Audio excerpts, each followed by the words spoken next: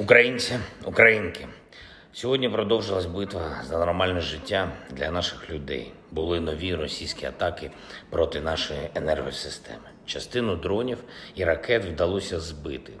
Знову дякую за це нашим зенітникам, нашим повітряним силам, зокрема 138-й Дніпровській зенітній ракетній бригаді, за збиття 4 калібрів. Є хороші результати і у інших наших захисників неба. Відзначу сьогодні ще Херсонську зенітно-ракетну бригаду за збиття російського штурмовика Су-25. Дякую партнерам, усім, хто допомагає нам з протиповітряною, протиракетною обороною. Наприклад, дуже добре показала своя німецька Айріс-Т. Це справді ефективна система. Працюємо з партнерами, щоб дати ще більше захисту українському небу.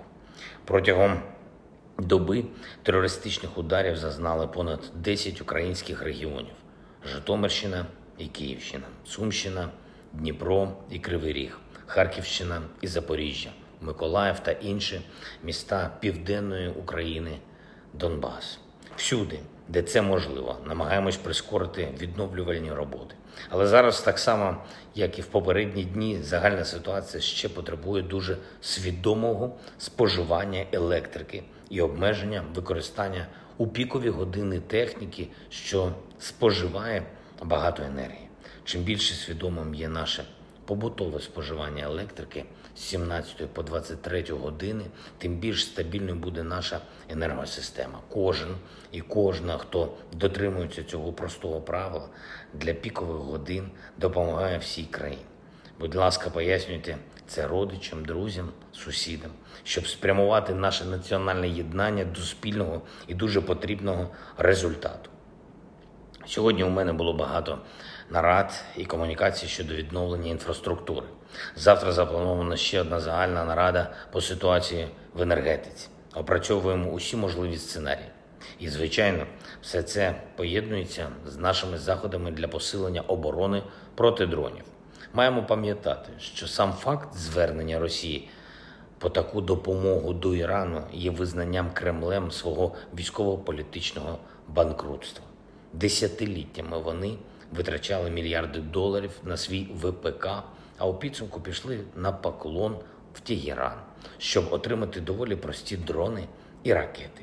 Стратегічно це їм все одно нічим не допоможе, лише додатково доводить світу, що Росія на траєкторії свого програшу і намагається втягнути у свої спільники в терорі ще когось.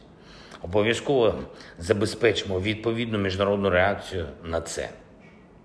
Але зараз на тактичному рівні за рахунок іранських дронів у терористів ще можуть виникати певні надії, якісь там розрахунки, нові ілюзії. Все це розвалиться, як і попередні їхні розрахунки. 237 днів цієї війни доводять, що ми здатні знайти відповідь на будь-які загрози, якщо діємо разом всі українці, всі народи вільного світу.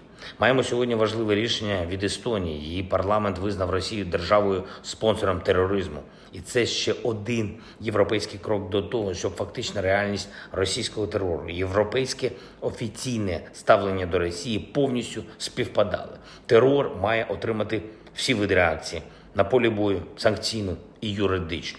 Дякую за це нашим естонським друзям. Ми продовжимо роботу на всіх рівнях, щоб і інші країни ухвалювали аналогічні рішення.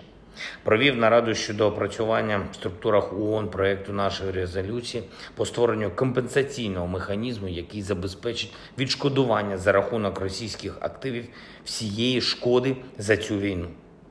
Поступово рухаємось і за цим напрямком. Держава-терорист неминуче заплатить за все, що наробила. Сьогодні відбулось чергове розширення нашої платформи United24.